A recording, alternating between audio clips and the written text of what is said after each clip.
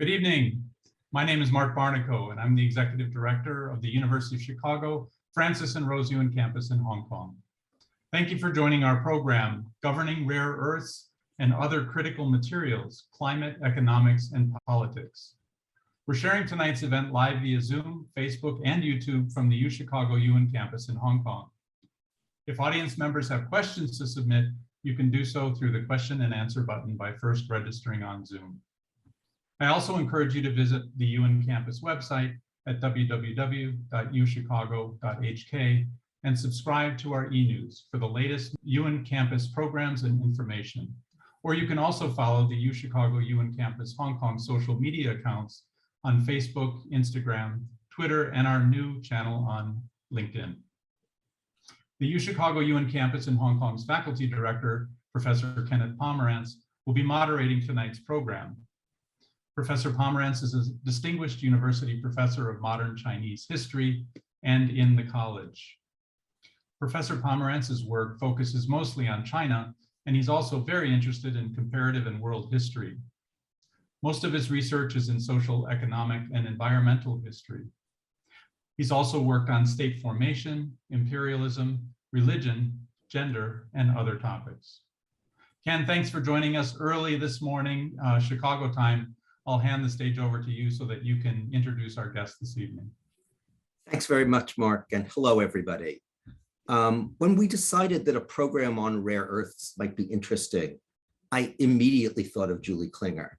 In fact, I so much wanted to give people a chance to hear what she has to say on this topic that rather than do our usual panel discussion format, I asked her whether she might just want to do a solo lecture followed by Q&A, and she graciously agreed.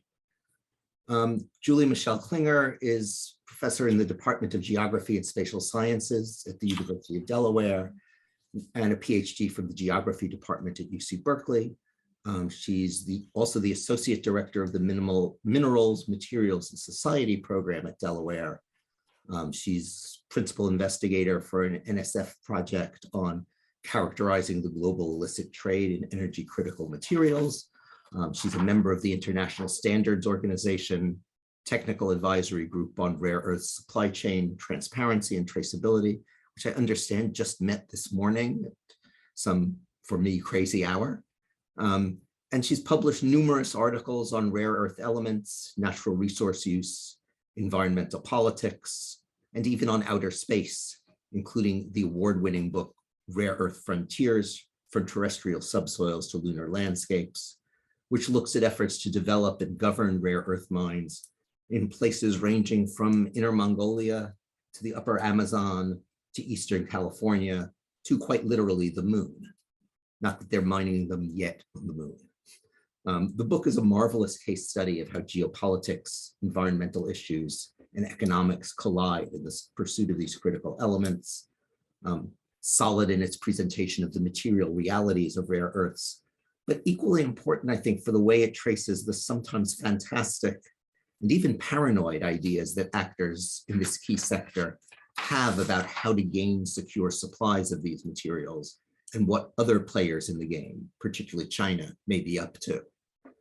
Since publishing that book, Julie has continued to work on these issues, and tonight she'll be giving us an overview of some of what she's found and continues to find. So welcome, Professor Klinger.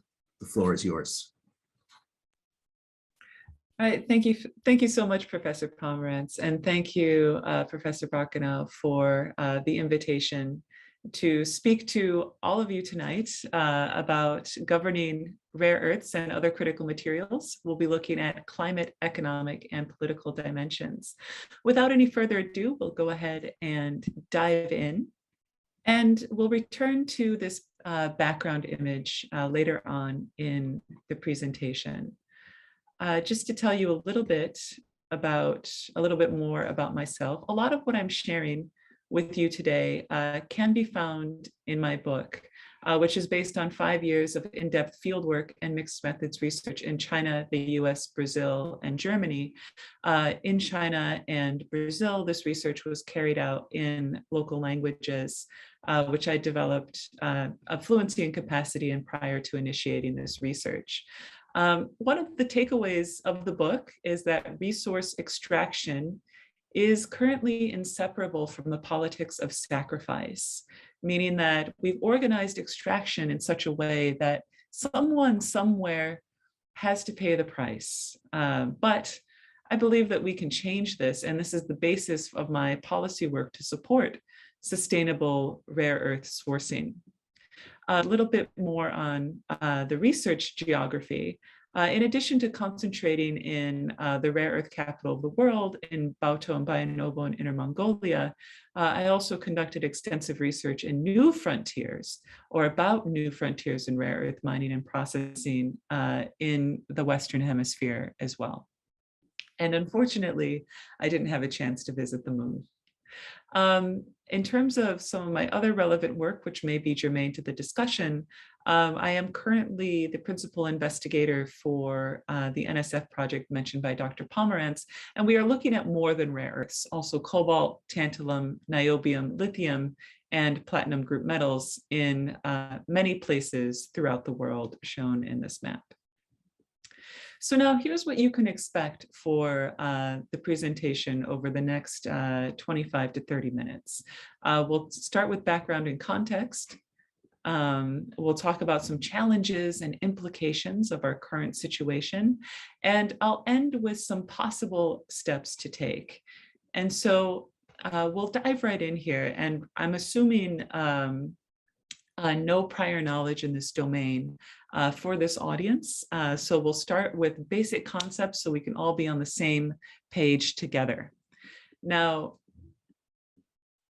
critical materials, according to the US Department of Energy, refers to any substance that's used in technology that is subject to supply risk and for which there are no easy substitutes, or the stuff that you really need but can't always get.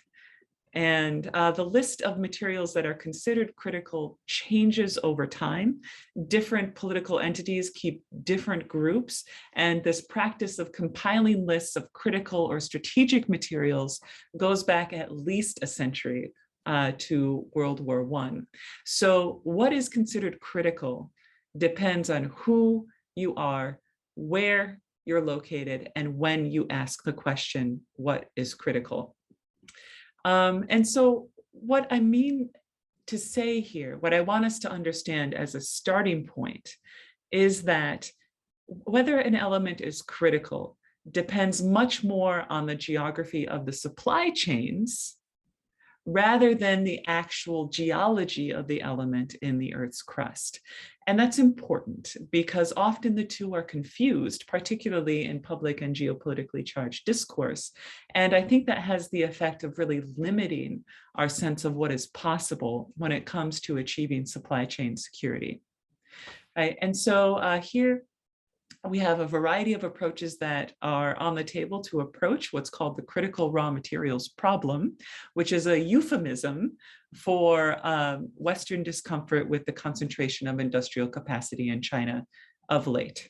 And so you see there's a variety of technical, design-related, and research as well as diplomatic approaches that are taken to address this issue.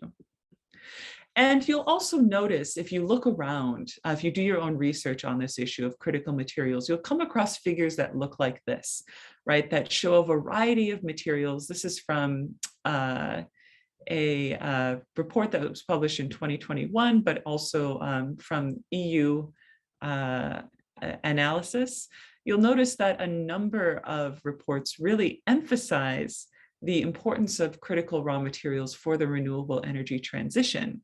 But I would say that critical materials, such as they are, whether it's rare earth elements or cobalt or vanadium, are critical not just because of the renewable energy transition, but also because of their use in many different kinds of technology, from robotics to 3D printing to information and communications technology more broadly. And there's a variety of applications beyond those listed here, beyond renewables and e-mobility, defense and space. These are also really important for medical applications, scientific research instrumentation, big physics, telescopes, you name it. And I want to share a little bit about the climate context. And that is, according to the April 2022 IPCC report, the current scenario that we're under, right, based on policies that were active as of 2020, we are locked in, unless we do something dramatic, to a temperature rise of 3.2 degrees Celsius by 2021. And so this will cause dramatic sea level rise that will effectively redraw the maps of the world. Coastal cities around the world will be affected, but the most people affected will be in Asia. And so in order to mitigate the scenario that's demonstrated here in this GIF that I've taken from The Guardian, where much of Shanghai is in fact inundated, a rapid decarbonization of society and economy is essential. So when I'm talking about rare earths specifically, I wanted to give you the periodic table of elements here just to show you the lanthanide series plus scandium and yttrium. This is what I'm referring to. And when people talk about the importance of rare earth elements to a variety of applications, I have everything from the Large Hadron Collider to energy efficient light bulbs and dental implants to give you a sense of just how profuse these are in our everyday life. And to give you a sense of the global geography of production, again, if you do your own research on this issue, you'll come across many different tables that essentially look like this. This is a particularly striking one taken from the Visual Capitalist, which tells a story of China's ascendant dominance in the rare earth sector. And it's very easy to look at a chart like this and to infer any number of things, including one of the most common assumptions, which is that China mines and produces the most rare earth elements because China has the most, geologically speaking. And that, in fact, is not correct. In fact, in the explanation for the shifting industrial geography was that in the latter 20th century, as Western countries were opting out of rare earth mining and processing, China was opting in as a matter of national policy, scaling up investments and subsidies and research and development, as other countries were scaling down and in particular, unleashing domestic industries to circle the globe looking for places with lower labor costs. And in the case of rare earth mining and processing, sufficient existing industrial infrastructure to relocate industry from the West to China. And so it's really a story, it's a story of two policies between the West and China coming together in the latter 20th century that help explain China's contemporary dominance in the sector. Now I want to talk about some persistent myths that surround rare earth elements. And this helps us understand the challenges and implications of our present moment. So the first myth is that rare earth elements are rare. In fact, they aren't, despite the name. And this misnomer I found in my own research that I found the first published lamentation of this misnomer published in a chemistry journal in 1907. But if we assume that rare earth elements are rare, this leads to a number of dangerous assumptions, namely that China mines the most because China has the most, geologically speaking. And a related assumption is that if rare earth elements are scarce, this means then that they'll be subject to war and conflict. And if they're rare, of course, that means they can only be obtained at great cost. So great sacrifices are justifiable. And a related assumption, if they're rare, if we imagine something to be rare, we often also imagine it to be located far away, right? At least for those of us in consuming markets. And this has a corollary that rare earth elements are concentrated in emerging economies. And I'll talk a little bit more about that in a moment. But this is a really potent trope that rare earth elements are rare in pop culture and commentary and some policy. And the fact that they're called rare is really quite simple. When they were first discovered or identified in 1787, no one had seen them before, at least not to their knowledge, and so they were just assumed to be rare. But I think one of the reasons why this is a potent trope in pop culture commentary and policy, here I have a screenshot from Avatar, is there's this idea that society will grind to a halt if we don't have these elements. And because industrial geography has concentrated production in China, then there's this geopolitically charged cast that's lent to the whole thing. But so here's the thing, I want to explore the implications a little bit further, right? So if we do not challenge this myth that rare earth elements are rare, that really distorts what we see as available options for sourcing and securing critical materials in order to, for example, achieve a rapid build out of renewable energy infrastructure.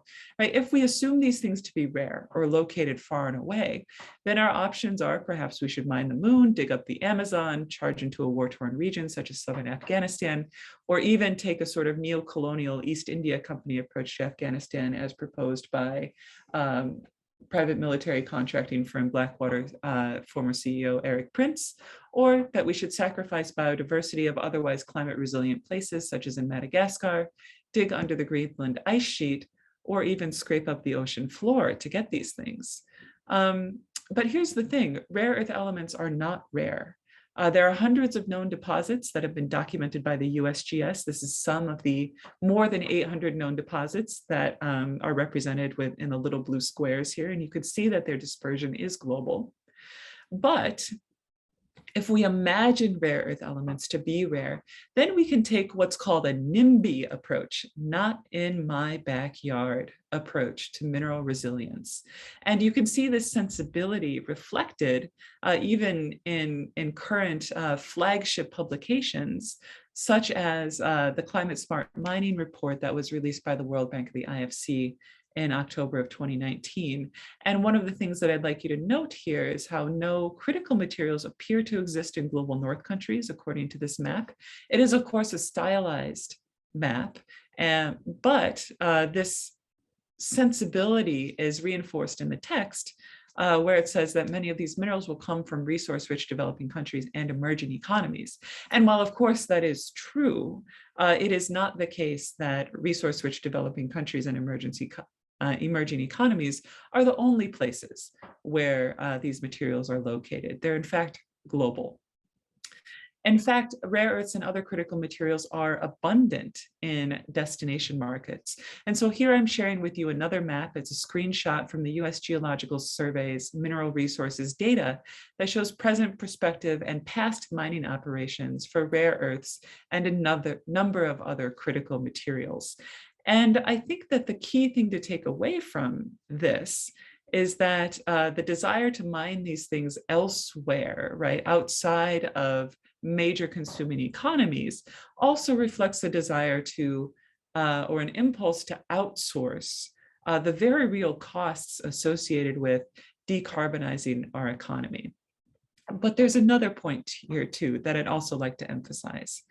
And here I'm showing another map. And the colorful overlays that you see here indicate areas that are indigenous lands, right? So this is a screenshot from an ongoing mapping project to document the extent of native lands, whether traditional, recognized by treaty or other legal convention, or unceded, right? And one of the things that you might notice here is that if you have the previous map in mind, that they overlap an awful lot with the location of critical raw materials. But here's the thing, if climate resilience is our goal, we must do everything we can to preserve climate resilient livelihoods. And indigenous peoples maintain among the most climate resilient livelihoods and low carbon lifestyles on the planet. And so mining on indigenous lands, in fact, has been shown to undermine climate mitigation and resilience goals wherever the study has occurred, whether in Australia, North or South America, or in the Nordic countries. And so what I'd like to offer here is a crucial caveat for our current context, which is characterized by climate crises. And that is basically this, that this overlay of critical raw materials geology with indigenous lands may seem to present a conundrum, but currently less than 1% of all rare earths that are consumed and about 12% of all electronics consumed are actually recycled. And so this is something that we should keep in mind, right, when we think about the rarity of rare earth elements. The second myth that I'd like to talk about is that rare earth mining and processing is necessarily environmentally destructive. And here we return to that image that was on my cover slide. This is a photograph that I took from looking over the tailings pond of the Bayan Obel mine in Inner Mongolia Autonomous Region. And some of the things that I'd like to point out is, you have, this is where a lot of the immediate waste from the mine is deposited, so that the water can evaporate and the sediment accumulates. And as an indication of the vertical integration of rare earth mining and renewable energy infrastructure construction, we also have, and it's particular to this region. I think this illustrates that really quite vividly with the wind turbines on the horizon here. And this also, I think, illustrates the importance of being mindful of our environmental footprint of renewable energy technology. But here's the key point. If we assume that rare earth mining is necessarily destructive, then we also assume that someone somewhere has to bear the burden, that social and environmental safeguards are unrealistic, when actually it's the practice of mining with minimal regard for environmental protection or occupational health and safety that's actually destructive. It's not the mining itself. It's not that we don't have the techniques or the know-how to mine in a more socially and environmentally responsible way. In fact, I would say that over the past 5 years in particular, there have been a number of efforts underway within China in order to clean up and consolidate the footprint of the rare earth mining and processing industry.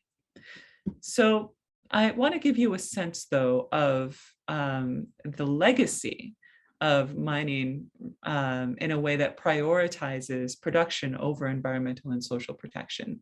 And I'm going to show here some images that are medically distressing. So you can look away if you would like to, and I will let you know when we move on to the next slide.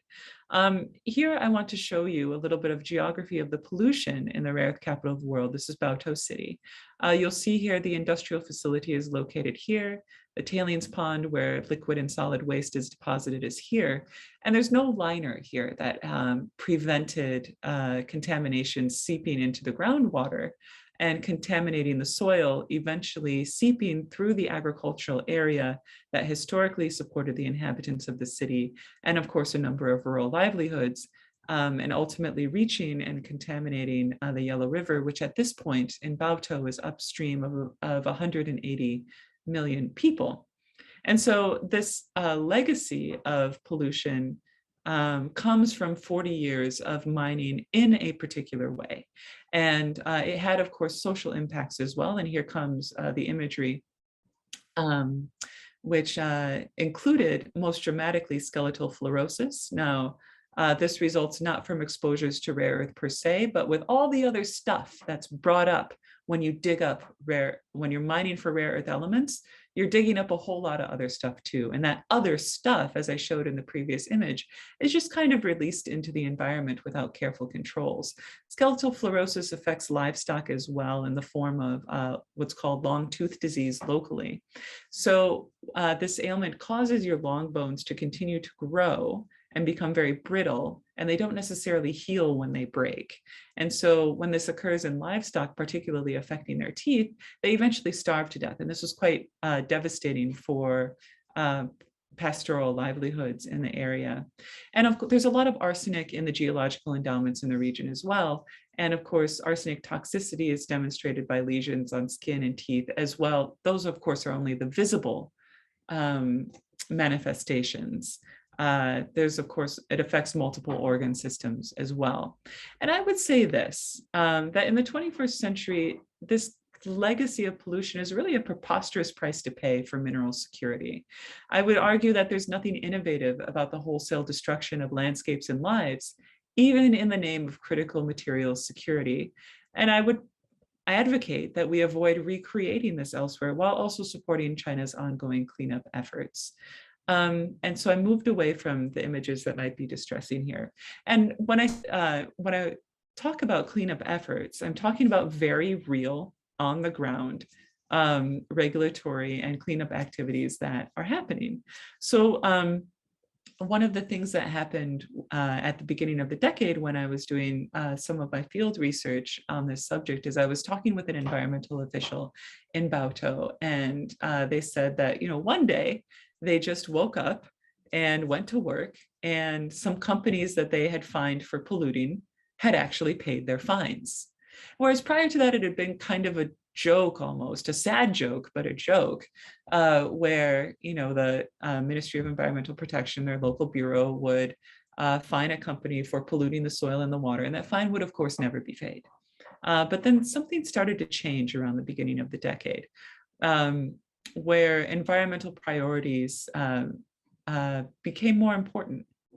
And this was accompanied also by campaigns to close and consolidate the industry within China, which included specifically having private or smaller scale mines either close down or sell out to a handful of state-owned enterprises.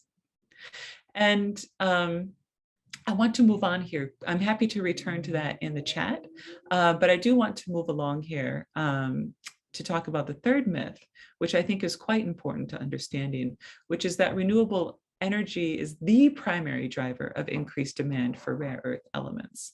And of course, the assumption here is that because renewable energy technology uses lots of rare earth elements, and because rare earth elements have historically been mined in a way that is socially and environmentally devastating, therefore, quote, green energy has a dirty little secret.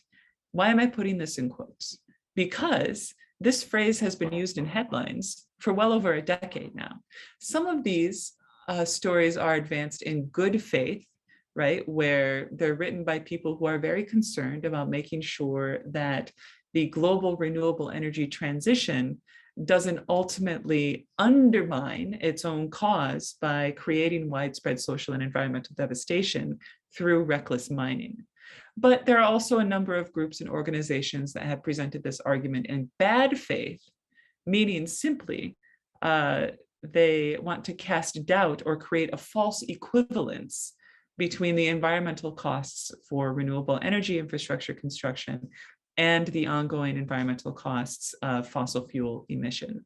So we need to be critical and aware of the ways in which this phrase is used as we navigate the complex and changing landscape around the renewable energy transition. And the other thing that I want to point out here is this, is that every major form of energy generation, whether that's nuclear, fossil, big hydropower, or renewable, relies to some extent on rare earth elements. So whatever kind of energy future that we build, these mining and extractive questions are part of it. Now, there's also an idea that, that renewable energy is the primary cause for increased demand for rare earth elements. But here I want to share this table from the EU Materials Information Service, which shows that raw materials used in key technologies for digital and green transitions, as well as their relative supply risk. And we have renewable energy here, wind and photovoltaics, but you'll also notice that, in fact, the largest demand is not with renewable energy for a number of critical materials, but in fact, it's with robotics and information technology as well. So this is not at all to divert concern away from the very real questions of the renewable energy transition and the environmental footprint thereof, but rather to put it into perspective. Okay, and so now I'd like to wrap up by talking about some possible steps that we can take. So I want to return to the table that I showed you at the beginning of the slide with the critical materials definition. And this point that whether a material is considered critical depends more on the geography of supply chain than their availability in the Earth's crust. And to then draw attention here to different approaches to addressing the critical raw materials problem. Much of what I have to say is in addition to ongoing efforts around the world to research new materials, to improve manufacturing practices, to improve recycling and extend the lifetime of rare earth bearing technologies, which I'm happy to talk about broader initiatives in the Q&A. But I think the very first thing that we need to do, and this is really important, that we rethink rarity, right? The myth of rarity and its corollary, the far, far away imaginary, means that we're overlooking resources that are closer to home, when we could actually be taking a closer look at what's in our own backyards, including geological endowments, e-waste, and waste actually from other mine facilities is rich in a number of other materials. And that's because typically a mining operation is only going after one or two different things. And so they only use a small percentage of what they dig up. And they've created effectively surface reserves in the form of waste. And the fact is, we don't actually yet know how much of these quote unquote surface reserves we have at our disposal, which I think should be our primary frontier for extraction at the moment. We might also think about selectively diversifying our supply chains, right? To rebuild industrial and research capacity on a regional scale in different places around the world in order to reduce the total emissions footprint of our more globalized supply chains. And this, of course, involves investing in the entire supply chain, not just the first stages, in order to revive and stimulate innovative research and development at different places around the world. And of course, the most innovative research and development occurs in an atmosphere of open scientific collaboration, including, and I would argue in this moment of intensified geopolitical relations between the US and China, including between the US and China. And this would also involve developing programs to pilot and deploy innovations at a national and regional scale, such that solutions don't need to be globally applicable in order to be locally significant. And of course, we might also consider to stop exporting e-waste, since it is a latent source of critical materials that we are currently treating as garbage. And on that point, I would say that our real dirty little secret is in fact the status quo, right? And what do I mean by the status quo? This is how we currently source our rare earths and our other critical materials. We dig a big hole somewhere new, and then we create a massive waste footprint. And then we build a trash mountain, but not in my backyard. We export our e-waste, our rare earth and other critical material bearing waste to many different parts of the world. But here's the key thing. In contrast to fossil fuels, for example, which are vaporized through combustion, rare earth elements are not actually destroyed in this process. So it is entirely possible to build a functionally renewable rare earth and other critical materials supply chain, such that we would not need to dig as many new holes in the ground as currently projected if we simply took this into account. Recycling is another key part of the picture. I did mention that currently less than 1% of all rare earths and 12% of all electronics that are consumed are actually recycled. And part of this is because important achievements by researchers in China, the EU, US, and Japan have not been scaled up to unlock new and sustainable sources of rare earths or other critical materials. And this lack of coordination at the design and production level does thwart large-scale recycling efforts. And I share here this image to drive the point home of discarded cell phones in a facility in South Africa.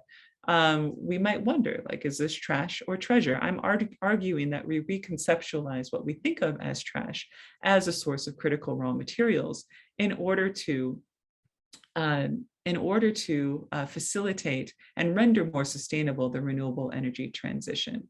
And I would say also that we do need to coordinate global, national, and subnational policies by working together to make socially and environmentally superior mining and processing a standardized global practice. And I do want to note that, that work is happening where it is possible, right? So at the international level and at the industry level through the Rare Earth Industry Association, because national governments have had a very difficult time over the past decade coordinating their critical materials sourcing issues domestically and also internationally. people from around the world, the US, China, Japan, Korea, Australia, Canada, a number of European countries, Russia, Brazil, are working together in international forums such as the International Standards Organization in order to make socially and environmentally superior mining and processing something of a reality. And there's a parallel effort at the industry level that's attempting to overcome the combined political and market failure to support greening and diversifying rare earth supply chains.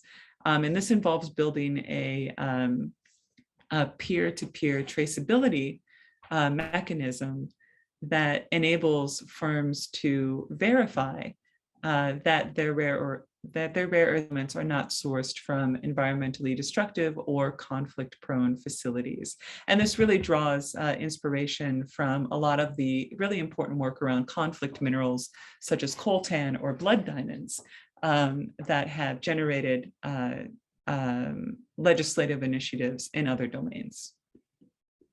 Okay, and finally, of course, speaking of legislative initiatives, there's a lot of really important role for policy here, right? So if, for example, we want to shift practices in the rare earth industry, it's important to create a regulatory environment that rewards upstream firms for socially and environmentally responsible mining and processing. And also, I might add, supports governments that take a leadership role in cleaning up mining and processing, such as, for example, has been occurring within China. Another mechanism might be to provide tax incentives for downstream firms to purchase certified clean rare earth elements, and this would help create market certainty for firms that invest in socially and environmentally responsible mining, because it is more expensive. And also, for each of us, we might think about how we can work at local, state, federal, and regional levels to create multiple clean, high-tech, and functionally renewable rare earth supply chains, whether that means focusing on the recycling piece or focusing on the environmental remediation piece. There's a lot of good work to be done. So there's a lot here that I presented for you, and I'm happy to delve into any of these areas in much greater depth and detail in the Q&A. Thank you so much for your time and attention. Thanks very much, Julie. That was really, really interesting. And I guess I want to start off with two questions about what seems like the more hopeful part of your presentation, the idea that there are relatively clean ways to get at the rare earths we've already used, right, through recycling. And so I wanted to ask if you could be a little bit more detailed about both what some of the obstacles are, because I suspect many people here have tried to return or tried to recycle, say, a cell phone or a computer and found it was very hard to even find a pickup spot. And then also what good recycling would look like, right? I think we've also all probably seen photos of kids in rural Guangxi picking through heaps of mercury-laden computer components. We know that's not what we want recycling to look like. Could you tell us a little bit more about what a good system would look like? Thank you so much for that question. And I also just dealt with the difficulty of recycling e-waste. Earlier this week, I tried to drop off a printer at a facility that, according to the internet, exists, but no longer exists physically, right? And there's been a number of folks that have done research on the really fragmented legislative geography or legal geography of e-waste recycling, even within the United States. So I think there's only 27 of the 50 states that have any sort of e-waste recycling program. And so working on improving that at a local or state to state level is an immediate area where an impact could be had. But I'll answer your question first by talking about some of the obstacles, and then a possible pathway forward. And this also, I think, speaks to one of the questions in the Q&A chat about whether it's economically feasible to recycle. Mhm. And the short answer is that no, it's not economically feasible to recycle at the moment. And here's why. It comes down to very specific design specifications. So if, for example, you want to recycle rare earth magnets, say that are found in hard drives, for example, that in itself is not a problem. The problem is dealing with the complex chemistry of the case surrounding the magnet. And so I'm getting very detailed here, but stick with me. What I mean is each company that produces this component has their own recipe or secret sauce for the protective casing around the magnet. And if you want to break these things down or break them apart, it requires specific temperature, pressure, and other techniques for dismantling that are particular to that chemistry. And because there is no standardization at this moment for these specific components, companies that produce these things can, of course, change their recipe as they see fit. And so on one hand, you know, there's one level on which that's perfectly fine, right? You know, independent firms are pursuing techniques that work best for them. But in the global picture where we need to be facilitating and scaling up recycling, it's these very little fixes that I think could have a huge impact. Mhm. If, for example, a recycler knew that there were 3 possible configurations for a magnet casing, they could then build their facility with those specifications in mind, and that would allow them to reduce uncertainty, to cut costs, and also then to accept, for example, used hard drives at a much higher volume that we could actually start to see some real significance. And only under those circumstances would it also be economically feasible. The other thing on the economic feasibility piece is that, you know, for all the people who are advocating for recycling, including political leaders, heads of state, there is very little public investment in actually making it happen, which is why we have this really devastating geography that links together villages in southeastern China with urban outskirts in Ghana, with certain prison complexes in the US, where recycling is currently very informal and unstructured because it's organized through a network of subcontractors that are trying to make a profit in a very unprofitable industry. And so those are the 2 things, right? Standardizing the actual design for rare earth bearing and critical materials bearing components so that recyclers can actually do things at scale, and also providing public support to get the enterprise off the ground. I think those are the 2 key ingredients that we need. Okay, thanks. Let's see. So we have a question from somebody about the WTO suit a number of years ago regarding China's regulatory measures to restrict the export of raw materials. As people may or may not remember, there was a lot of sort of fear about this, a fear that they were targeting Japan in particular, that it was politically motivated.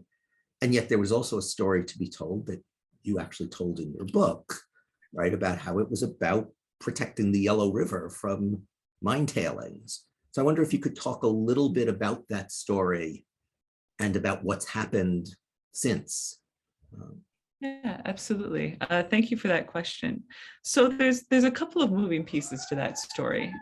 So the first part is, you know, the piece of that story where that generated the belief that China's government was restricting rare earth elements in order to punish Japan. based on my research, which involved interviews and meetings with people at ports, with port officials and all of that in Eastern China, in the aftermath of the particular event in question, this is what I found. And a refresher for folks is that in late 2011, rare earth prices jumped precipitously. And this was because a story broke in the New York Times that China had embargoed rare earth elements to Japan. What in fact had happened is that a handful of local port officials had decided to subject outbound rare earth shipments destined for Japan to extensive inspection, effectively holding up the export. And the result was about a third of Japan's ports actually didn't receive their scheduled rare earth shipments. The other 2/3 did, but about a third of them did not. And this is verifiable in customs receipts and all of this. And apparently, Beijing was not aware of this until Japan's customs authority asked at China's customs authority where these missing shipments were. And then very quickly, over the course of several days to a couple of weeks, steps were taken in order to resume shipments. But on the whole, the disruption took place over about an 8-week period. And the story that's told in the English language media is that that China withheld these shipments from Japan in response to the latest move in the Diaoyu or Senkaku Islands dispute. What I found in my research is that local people were really dissatisfied with what they perceived as slow action on the part of Beijing to help repatriate a Chinese fisherman that had been detained by the Japanese Coast Guard. And so they took matters into their own hands. Notably, though, a key factor in making sure that the shipments got resumed, or two key factors I want to say, is one, actually the total volume of rare earths coming out of China actually increased during this period because the disruption of some official shipments created a real opportunity for black market operators. And two, in fact, and this is, I think, more illustrative of our global rare earths economy more generally, once rare earths are exported to Japan, it's not like they never set foot in China again. Once high purity oxides are exported to Japan, some of them are then made into various technological components that are then exported back to China for assembly. And it's when this re-export of technological components was actually disrupted and threatened to destabilize industrial operations in southeastern China, then you had really decisive action coming from multiple corners in order to resume the regular flow of shipments. But it's often told that it was an embargo. The story is often told that China's government embargoed rare earth elements to Japan, but we need to be really precise here with our language. An embargo is an official act undertaken by a government during a time of war. This was not a time of war. It was not an official act undertaken by the central government. Something else was going on. That was all kind of confused with a number of policies that had been on the books already in order to reduce the total footprint of China's primary rare earth extraction.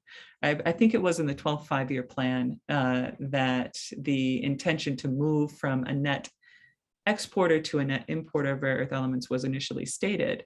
And part of that was just very intentionally to move China's industrial capacity up a few rungs on the supply chain so that China was importing raw material from somewhere else rather than mining its own endowments. And in 2018, they achieved this.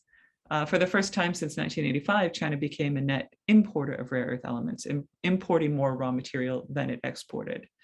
But this, of course, was all interpreted in the sort of geopolitically charged prism of the China threat theory and all of this, where rather than looking more deeply into the domestic drivers for this industrial consolidation and quota on exports. It was kind of conflated with China-Japan conflict, with fears around an embargo. There were acquisitions of economic statecraft and this sort of thing, that really the story has ran away with itself. It kind of had its own momentum. But nevertheless, in the WTO proceedings, the delegates from China really did not emphasize the environmental dimensions with the depth or precision that I think would have given them a defensible case. And so ultimately they lost the suit. Ultimately they removed the quotas. But the domestic restructuring has continued because the environmental concerns, as I mentioned just very briefly in my presentation, are serious and long-lasting, and local people really got tired of tolerating it, right? It was a source of social unrest, and so there's been a lot of pressure from below to change things as well. That actually, the last part of your answer actually leads rather nicely into one of the other questions we have, which is a straightforward one to ask. I suspect it's a little harder to answer, which is, are there companies out there now that are sort of poster children for responsible extraction of rare earths, particularly at the mining stage? That's a great question. So there are no poster children, but there are many that aspire to be as much. And I take these aspirations seriously. So there's a number of facilities around the world that over the past decade have really updated and improved their operations. So for example, there's one facility in Southern California that developed an on-site total water recycling practice, so that they're no longer producing massive lakes of mine tailings, but instead they're pulling out the water, recycling the water in their industrial processes, and producing a much smaller pile of solid mine tailings. That's a big deal, right? Because it deals with the wastewater management issue, and it also reduces the overall water footprint. It's an incremental fix, but it's important. Another thing that I'd like to note is that there's an Australian company that has a processing facility in Malaysia.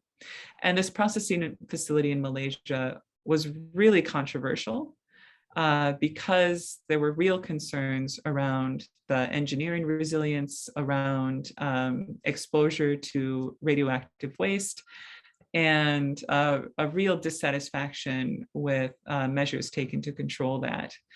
And I should note, this is part of the story that often is not told, but the engineering expertise to improve the facility during its early years of operation was brought in from China.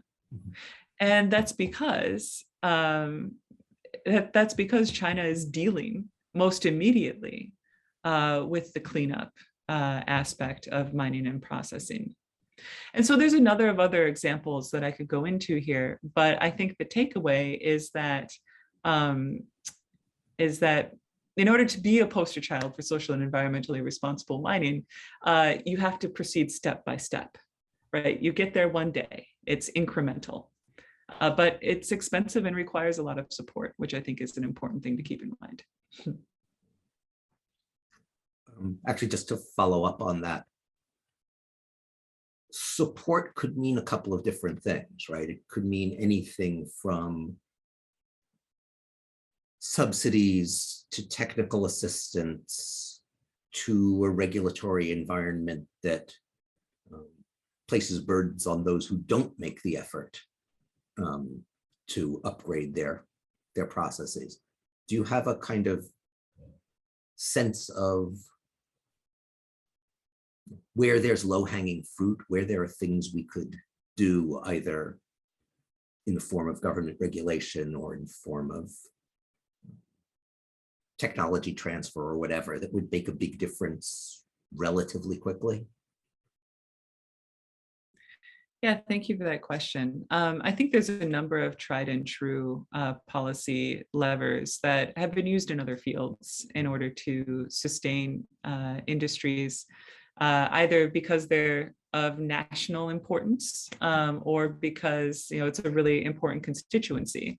So for example, I mean, the aerospace industry in the US received in its early years lots of government support. In fact, they were a lot of the largest companies were in fact government enterprises at one point or another. And so there's a history of supporting industries to develop in a way that's robust, where they're not fending for themselves in a hostile sort of market environment. The other example, of course, again, drawing from the US, is the practice of agricultural subsidies, right? It is often not, it doesn't make economic sense for farmers to grow the crops that they grow, but the world needs farmers to grow those crops. And in order for those crops to be grown, farmers have to be there. So their livelihoods have to be supported. And so hence the government pays subsidies or maintains a price floor in order to sustain these livelihoods in this sector.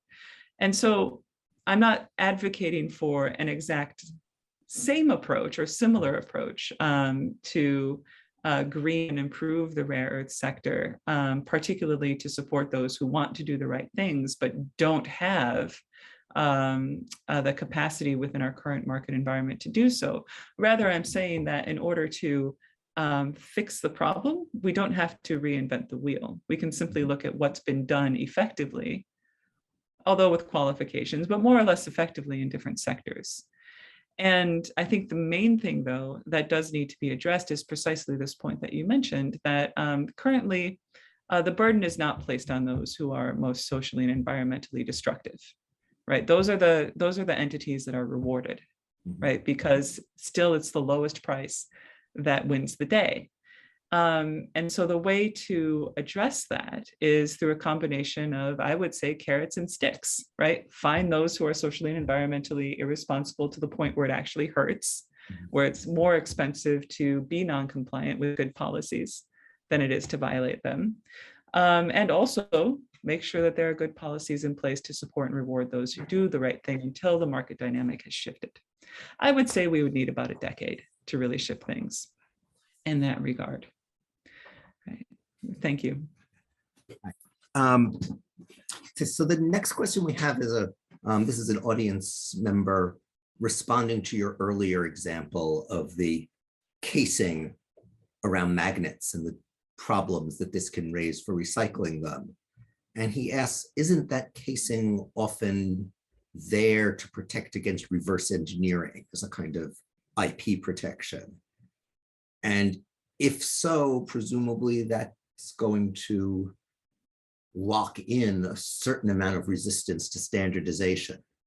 So is there some way to surmount that resistance? Yeah, thank you so much for that question.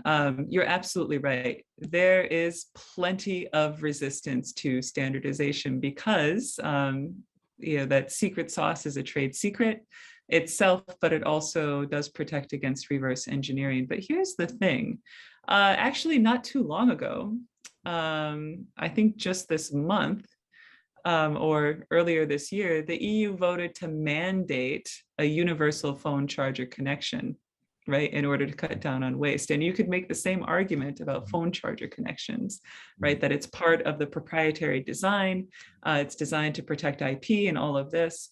And so this is just an example of how basic standards for design and manufacture are actually quite important to the bigger picture of the economy. And while it may undermine some immediate short-term interests of firms in the short term, what we have seen is that when there is a new design mandate, companies rise to the occasion. It's not just with phone chargers, but it's also with, oh, I don't know, refrigerators and their energy consumption and things like this. So there's really an important role for policy here. Of course, designed in consultation with all stakeholders to make sure that it actually works.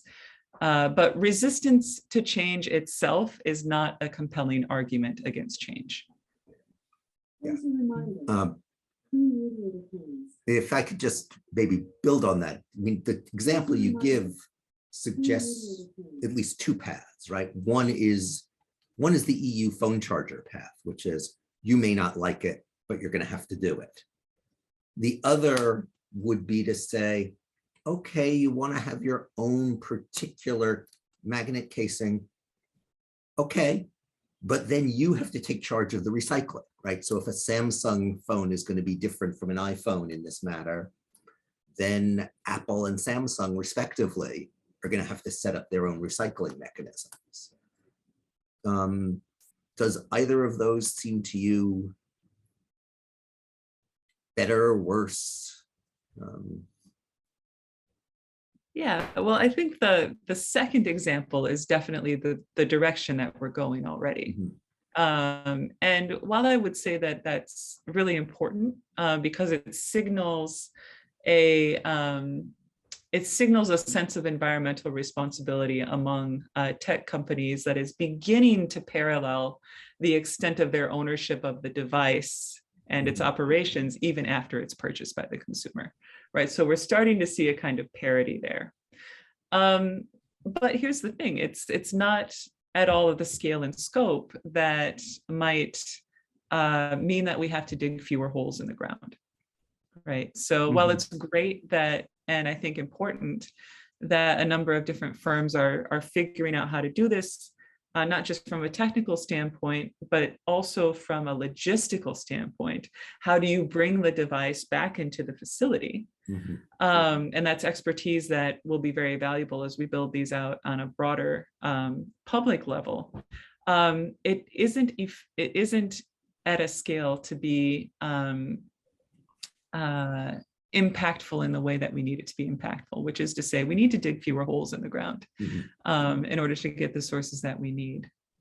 As I'm answering this, I'm looking at one of the more recent questions in the chat from Maury about whether recycling rare earths is an efficient solution for the protection of nature.